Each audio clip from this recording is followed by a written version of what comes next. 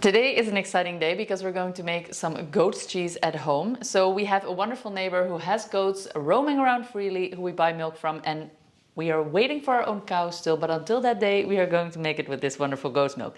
So what we're going to do is we're going to start a basic recipe and then we're going to inoculate it in a few different ways, and we're going to make a cream cheese, a hard fresh cheese and a soft goat's cheese. So that's going to be exciting. We've made cheese before, but this is the first time here in Portugal with this wonderful milk. Let's do it.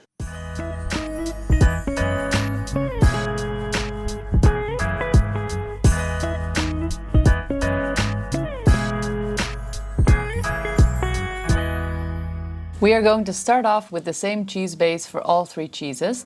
And the tools you will need are a large pot, a wooden spoon, a large strainer, clean cheesecloth, some string and a ladle. Start off by warming up your milk to 82 degrees Celsius.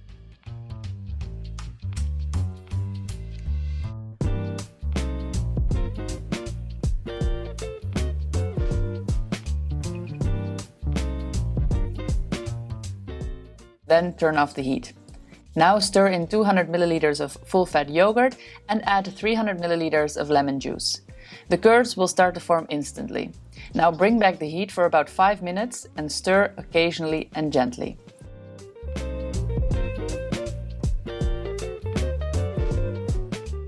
Then it's time to strain it into your cheesecloth, which you hang in your sieve. This is done gently and slowly.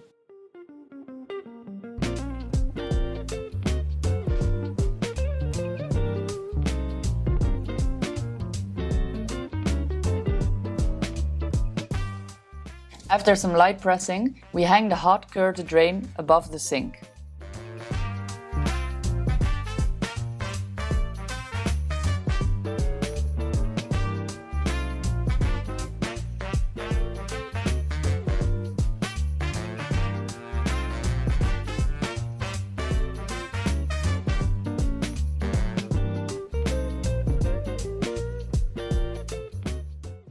After another 30 minutes, we can start making our first cheese, which we are going to inoculate with the classic chèvre cheese. While the cheese is still hot, we remove a quarter of the curds and blitz that all together with 2 tablespoons of chèvre cheese and the same amount of butter.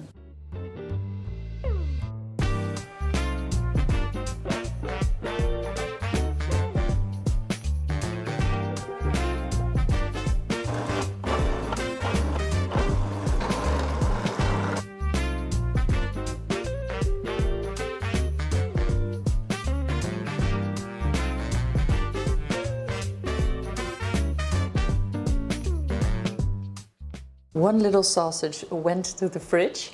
We're going to wait until this sets up, then we're going to take the foil off and then we're going to expose it to some oxygen to get those molds going.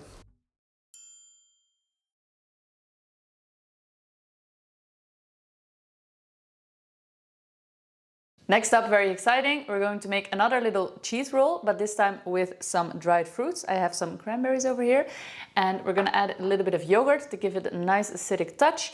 And then once that is set in a roll, we're going to roll it in crushed pepper, 3 types of crushed pepper. It's going to be good. For the second cheese, we are again using the still slightly warm drained curds. Add another quarter of the total into the blender and then hang the rest of your curd to drain further. Now in the blender, add 1 cup of full-fat yogurt, 1 teaspoon of salt, you can add more salt to taste, and then blend until smooth. Now you can add in the cranberries. Pulse the whole until the cranberries are slightly broken up, and voila! The creamy, sweet and savory cheese is ready to roll into a little cylinder.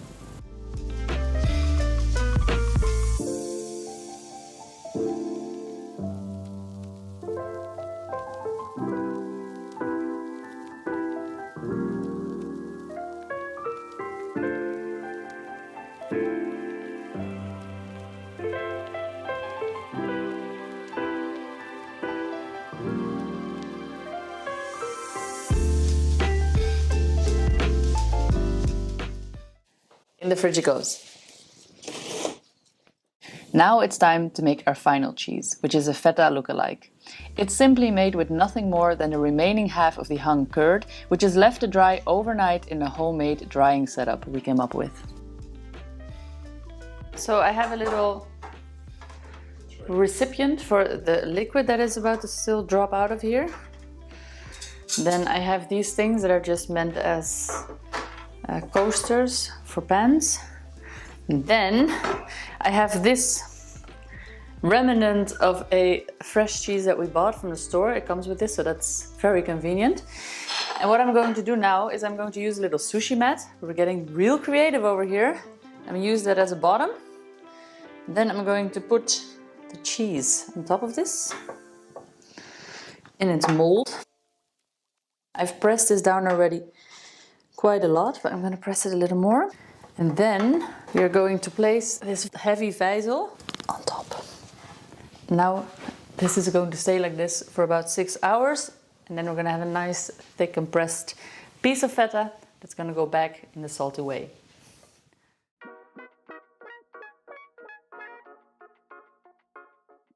It's the second day and it's time to perform some handlings on our little cheeses in order to get them to the point where we want them to be. We're going to kick it off with our goat cheese roll. So this one was wrapped yesterday and it is nicely firmed up. I'm going to remove the plastic and we're going to place it into this glass container. It doesn't really matter, it doesn't need to be glass, it just needs to be in container where air can come in, and then we're going to cover it, but we do want to give it a bit of oxygen and we're going to check it out every now and then to see how it's going, to refresh the air in there.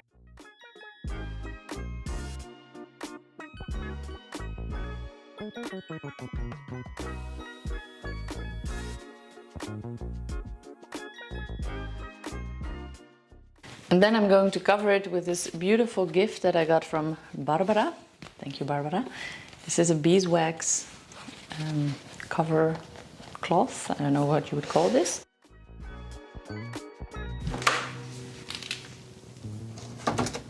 Now we're going to move on to cheese number 2. So that is of course my little cranberry beauty here. Philippe is not convinced. I think that this will be delicious.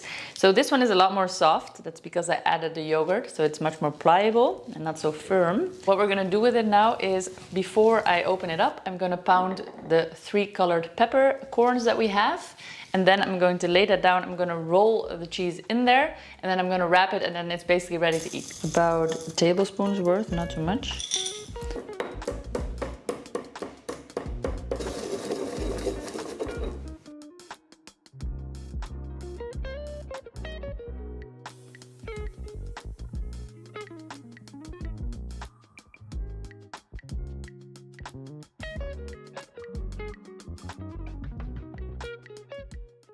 I'm gonna now wrap this in a bit of baking paper. This is fresh, so this can be eaten for the coming 3 days, and I recommend you eat this with some wine on a piece of toast, and if you're a child, obviously grape juice.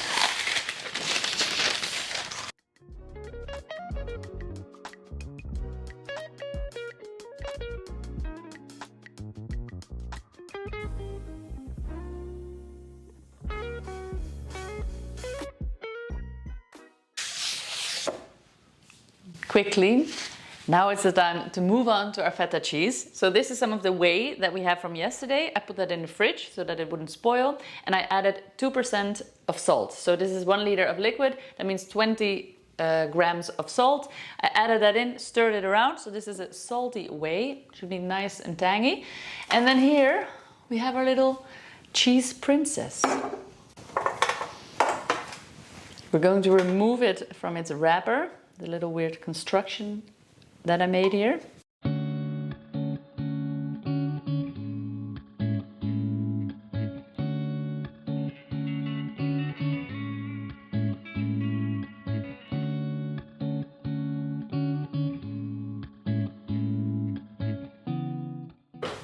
Look at that! That's so exciting. I'm very happy with this result.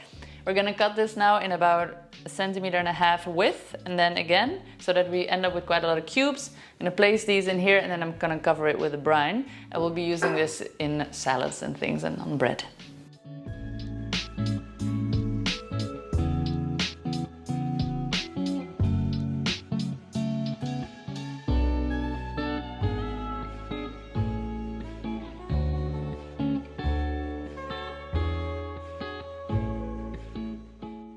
Now I'm going to put it in a jar.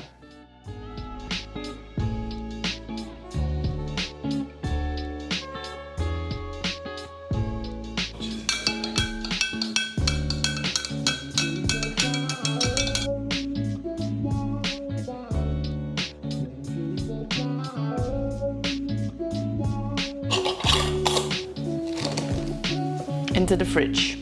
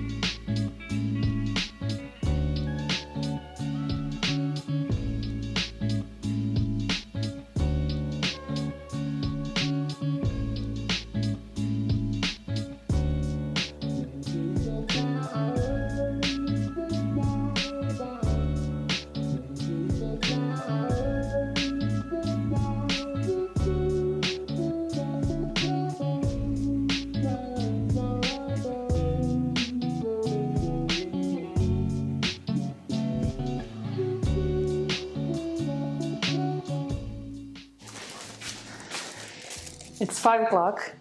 I'm lying, it's actually a little bit earlier, but we're gonna pretend that it's 5 o'clock and it's time for a borreltje. So a borreltje is a Dutch word for an aperitif, and basically usually it's done around 5 o'clock in the afternoon. You sit down with the people that you love, you have a little snack, something to drink, and just sort of come down, relax and talk about how your day went.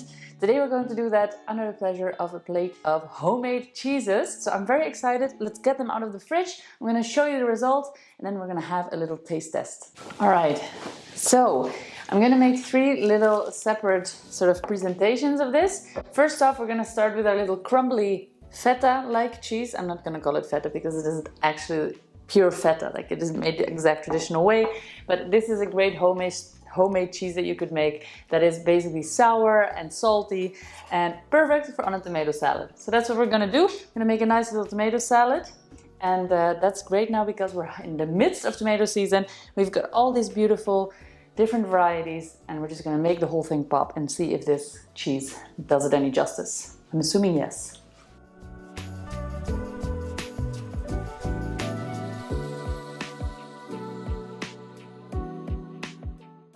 Alright, so all the tomatoes are cut into thin slices. Let's assemble.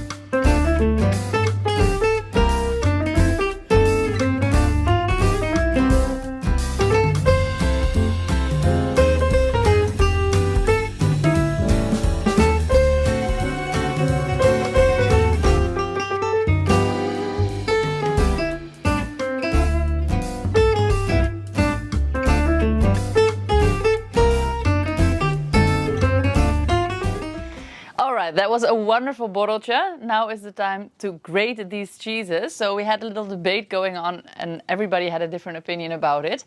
So for me, the winners are the chèvre, so basically the goat's cheese that had the butter added to it. It's very creamy and it's really quite spicy, and I'm convinced that if we leave it longer in the fridge, it will just get better and better. Then we have our more acidic cranberry and pepper roll. Now that was my favorite personally. The rest of the crowd, especially the kids, didn't like it very much, but that's due to the pepper. Philippe also liked that one. And then we have our little feta wannabe. So this was very nice. It's very mild. It has more of a mozzarella flavor, but the saltiness from the brine gives it that extra kick. And I think if this cures for a little longer, so this is cured now for little less than a week. I think if we would cure it for another week and a half, it will get more salty to the core, and that would also improve its quality. But if you're a mild cheese lover, then this is a very, you know, smooth and acceptable for most palates. So I would say that this is the friend of everyone. Then we have our little goat's cheese roll, which is spicy, a lot of character and very creamy. And then the last one is like acidic and has a punch of sweetness and a kick of the pepper, which I personally love because it's like in your face. And there you have it, 3 delicious cheese DIY recipes. Drop in the comments below if you're going to try this at home, or if you maybe already made cheese at home and if it was a success or not. Definitely tell us about other great recipes if you have them. And now that you know what to do with an excess of dairy, let me show you what to do with an excess of herbs. We've got a wonderful playlist up here, preserving and using your herbs, or if you want to use that cheese in delicious recipes, check out this video. You can also subscribe to our newsletter. See you on the next one. The Farming Chefs, peace out.